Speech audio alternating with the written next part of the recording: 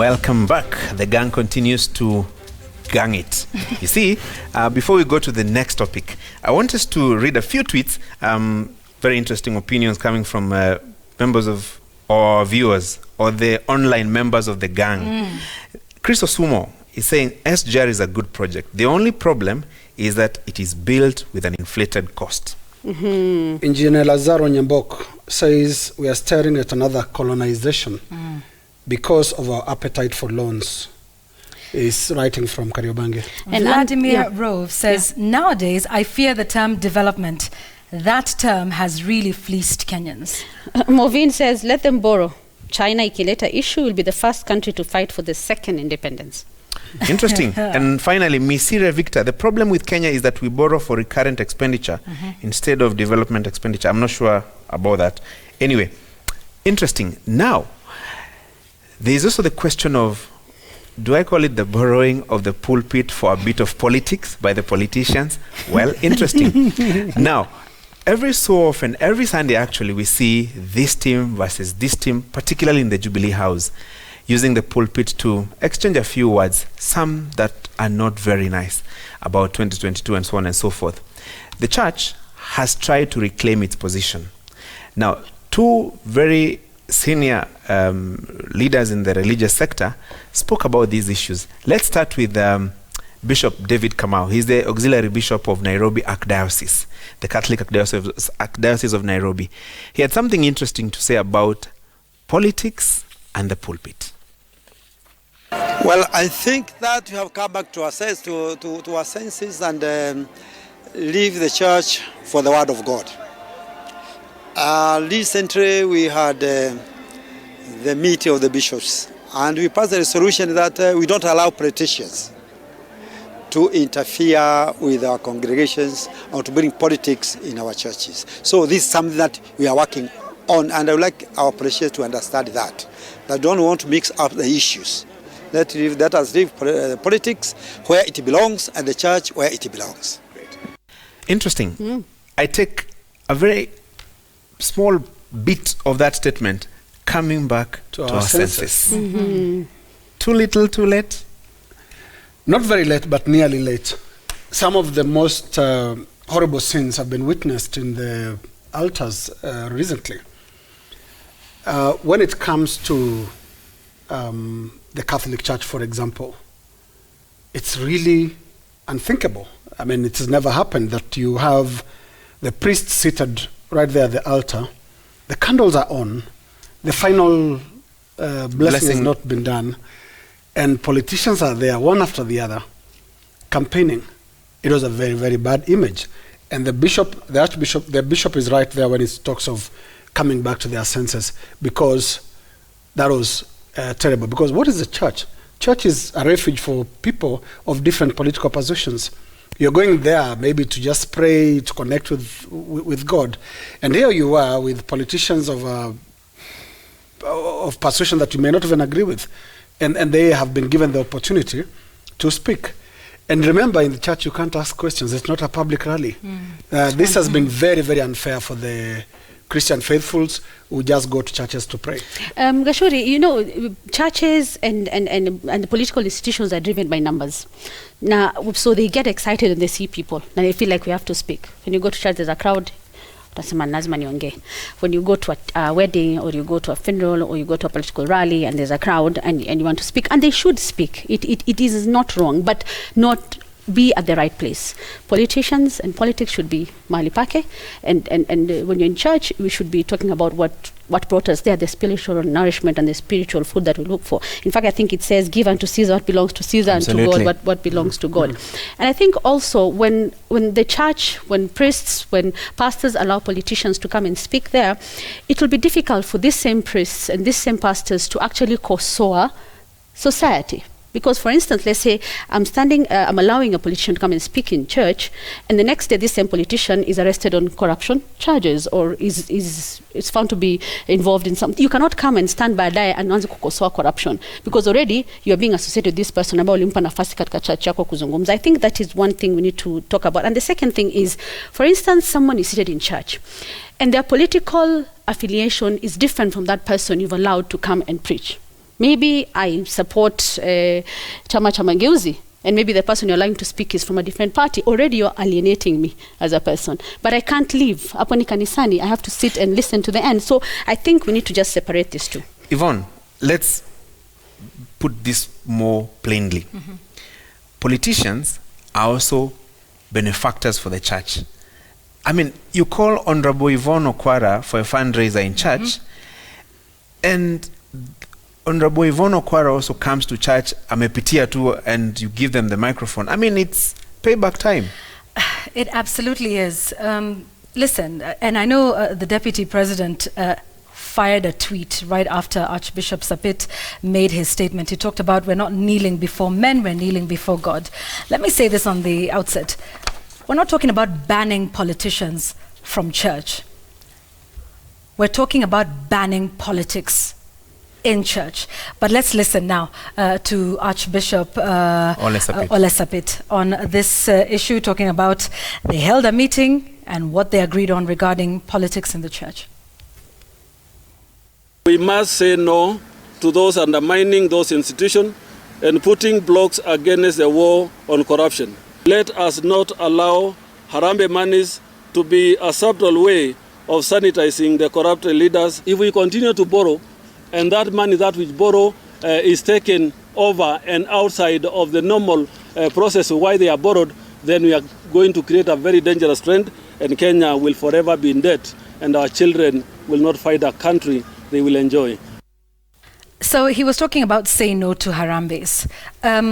So two things. One, the church may not necessarily be in a position to be the moral authority on these matters. The church also has to deal with a lot of issues internally, issues of corruption, issues of misuse of funds, issues of, like what you were saying, that they're the ones who actually go to the political leaders and say, we need money for this, that and the other. So the church also needs to look internally as well. I want to give an anecdote, and this one I know because I know the person who was involved in this one. Njonjo, the former Attorney General, for years has been going to the All Saints Cathedral for their evening service. He doesn't sit at the front, he sits at the back. He sits quietly, he prays, he worships, he leaves. If he has anything to say, he will speak with the vicar or the preacher very privately, quietly on the side. Now there is a problem when, even if you take a look at the Christian faith, that you are giving and you are making a big deal of it, and you are announcing, here is my 50,000 shillings. Even in the Bible it says, you've already received your reward here on earth. So let's not, one, the church has its own issues. Two, politicians have an agenda. One of that is political influence through religion. Remember, religion is the opium of the masses. So there's a number of issues that we need to consider here. But it's not banning politicians from church. They can come to church. I mean, politicians are human beings like you and I. But just banning politics like Bishop Wangari did at Banana Hill. Okay, so a couple of things for me. I think there is also a sense in which there is a hypocritical dimension to this whole story, especially when it comes to the issue of money, because Yvonne goes to church, gives money, Jamila, Gashuri, Kai, and all of that. We don't know where that money comes from. Absolutely. Jamila doesn't know. Go to church. Okay, we don't know that.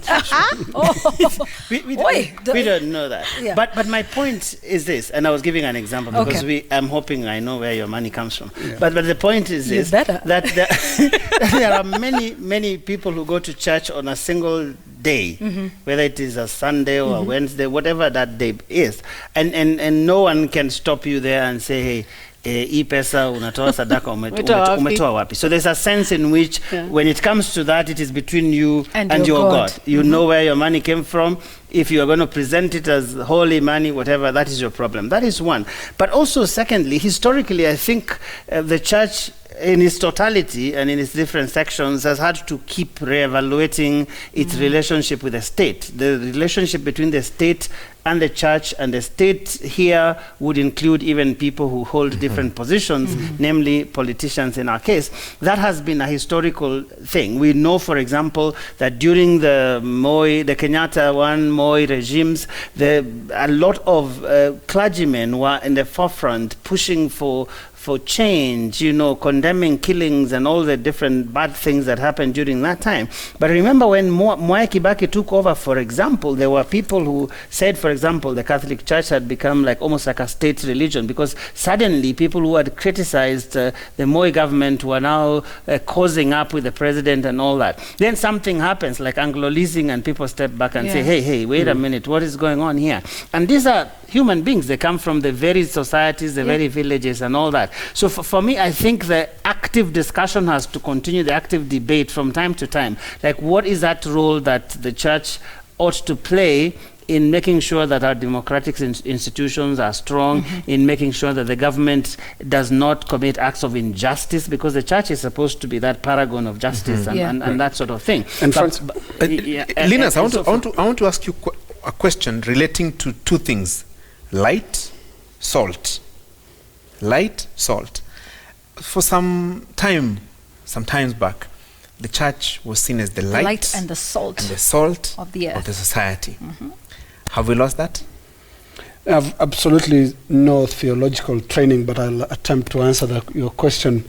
Yes, there is a problem with the role of light. And I want to dovetail on what Joe was saying. What has happened lately is the church has become subservient to politicians. To the world. And to the world. Yes. Right? So the positions have changed a bit. And I like it when the bishop says, going back to our senses. In the 80s that he's referring to, the church was the light, because the opposition was suppressed. So you will hear voices of very strong church leaders like Henry Okulo of the SEK, David Gitari in Mount Kenya. We had Alexander Muge in Eldoret. You had Ndingi Mwananzek in the Rift Valley. And when these church leaders spoke, the state listened, because they were without doubt moral leaders. Now, before that, you look at the global examples. Cardinal Sin in Philippines led the uprising that brought down Ferdinand Marcos. You look at the Pope John Paul II and the revolution in Poland. The church played a very, very big role. The church is a very strong political force. Martin Luther King Jr. in the civil rights. Absolutely. The church is a very, very strong political force. If it's used in the right way, it can improve society. But what we've been seeing in Kenya is the church and the politicians wearing the same moral garb.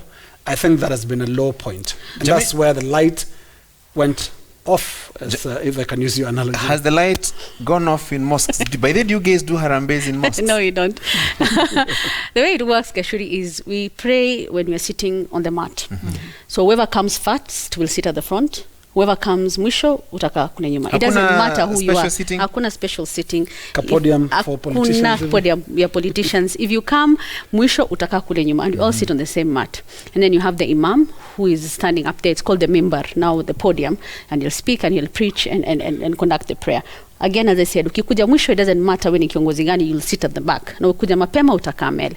And I'm also told that Jehovah Witness churches also have very strict services and how things are done, that they would not even allow politicians to have any space to say anything. Ukikuja utakaa, utasikiza na utatoka. Exactly what you're talking about with John. He listens and he leaves. So I think in Islam, they've managed to separate this. Yes, kuna michango ufanywa, but not at the mosque, not wakati wa mahubiri, not wakati wa prayers. You may organize a fundraising somewhere else, but as it stands, no one does it. But during politics, you would still hear that these imams for this guy. Yes, but they won't do it in the mosque hapo hivyo wakati wa whatever. But there's an important point that my friend Senator Enoch Wambua says, that the argument that there are church people and their politicians is grossly flawed.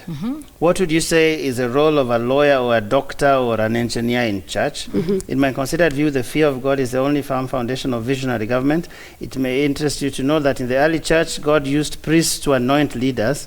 And then he says he's a church elder and a political leader of good standing at the same time. But I think the greater point here is that it might be good for us to look at why people look at politicians the way they do. There is a question of partisanship.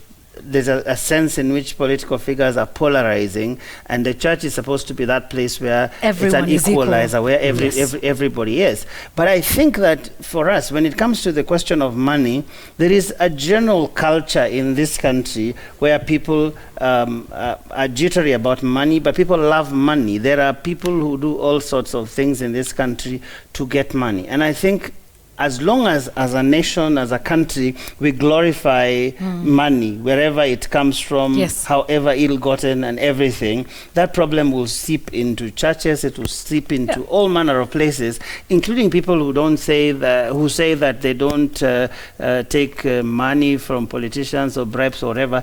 The problem is that there is a culture of over-glorification of material things that then ends up affecting how all of these people are. But it is no problem, in my view, for people who have leadership roles in society when they're in a place for people to recognize them, but how they take advantage of that and try and put in partisan positions is a problem. The same way in funerals they recognize the local leaders and the chief and whatever.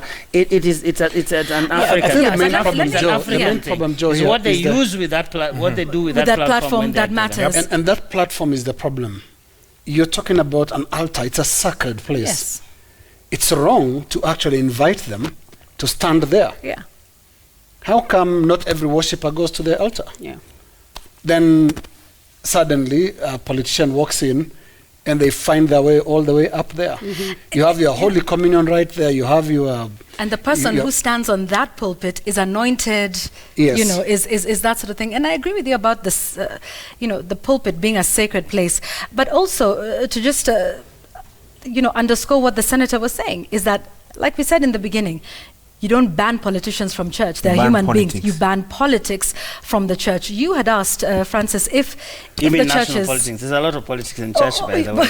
No, you can't like right ban now. politics from the church. Right now, there is. I will tell you, for example, there's an election going on of the SCK Bishop of Maseno West. Yes. There's a lot of politics. It's campaigning and all of these things happening, National even politics. within society. So it's obviously a very important to clarify. Yeah, it's a very Banning politics everywhere. But I wanted to say this. Francis, if you ban politics in the church... But even before you go there, Honorable Oscar Sudi is raising a tweet here. I'm curious to know, how does the church get to establish the difference between clean money and dirty money? Okay, aren't we all sinners that we are expected to humble ourselves before God? The issue is more political than bringing the real sanity. Okay, but here's the thing, and we'd said this, I had said this in the beginning, it's not a problem if they give the money. It is here, this is 50 million shillings. It is actually using that money that you give to the church as a political tool to drive a certain political agenda.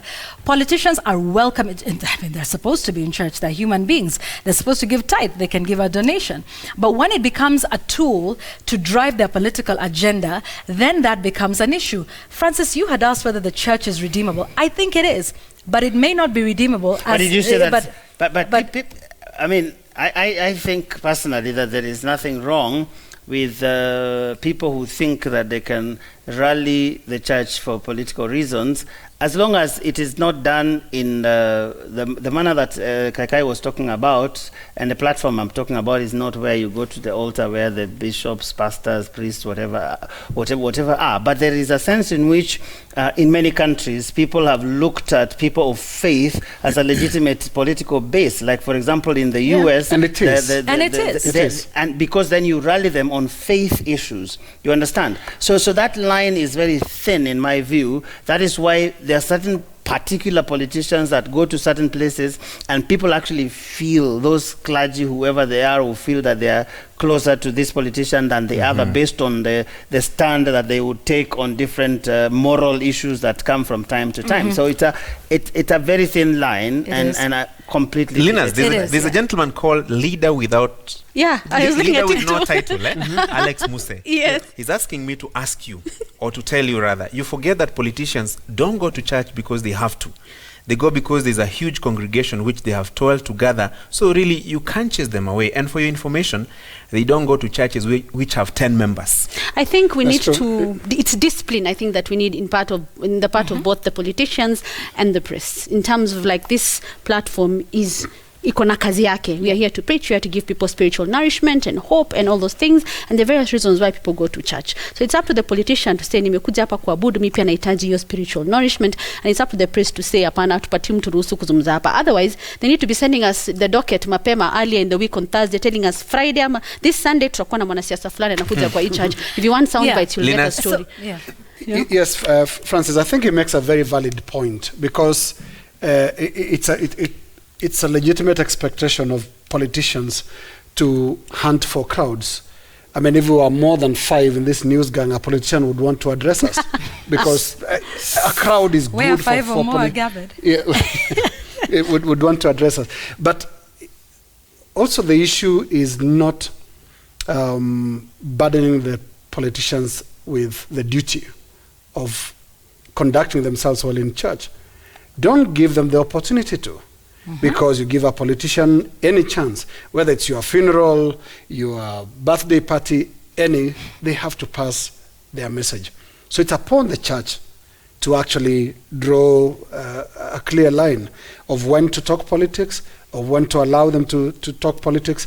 And actually the church does allow that in functions.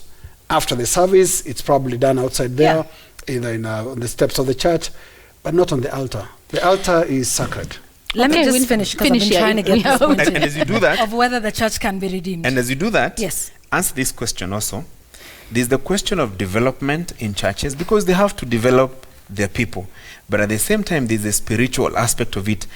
Is one taking advantage of the other, or one being given prominence than the other? Commercialization versus spirituality. Yes, and there's commercialization in the church to a greater extent. It would be interesting to see, and nothing stops a politician from saying, Church X wants to build a school, dig boreholes, and that sort of thing. But it would also be a good, healthy mix where you have the church going to the politician to say, can this be through CDF? Can this be something that you raise in Parliament? Can this be a way that you change the politics, the policy that then makes delivery of service something that can happen? Listen, will the church take its position back? They will. It may not be institutionally, the Catholic Church, the Evangelical Alliance, the SDA, but I believe it'll be through individuals. Individuals like Bishop Wangari, who say, enough is enough, this is what we will allow here, because Bishop Wangari, by the way, was not disrespectful to those MPs who went there. Said, no, you're welcome, come. In fact, they were prayed for. Walisimamishwa pale mbele, wakaombewa, they laid hands on them and told them, sit. Or left. And you can sit through the sermon or through the service till the end, or you may leave, that is okay. And so that needs to be very clear. And I think it'll be individuals like those ones who say, we are going to change it, and then it starts a wave. Like even the bishop from the Catholic Church who said, we have agreed, this is what we want to do, this is how we want to conduct this further.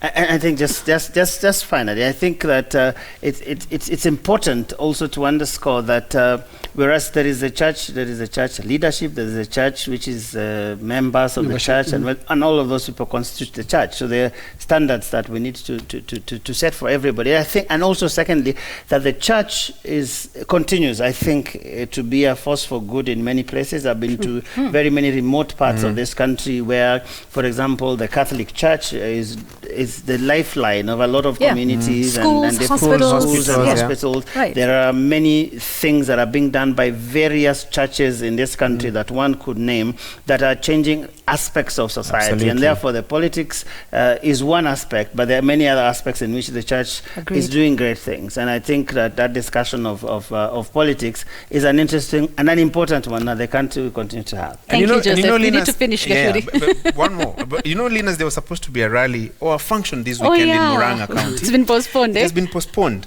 And the politics around the function have dominated probably what would have been a very serene, solemn kind of a situation where guys gather to pray and even launch a circle where they can help members across that region. But the politics of the day have dominated. It hurts the image of the church that politics dominates the organization of such an event.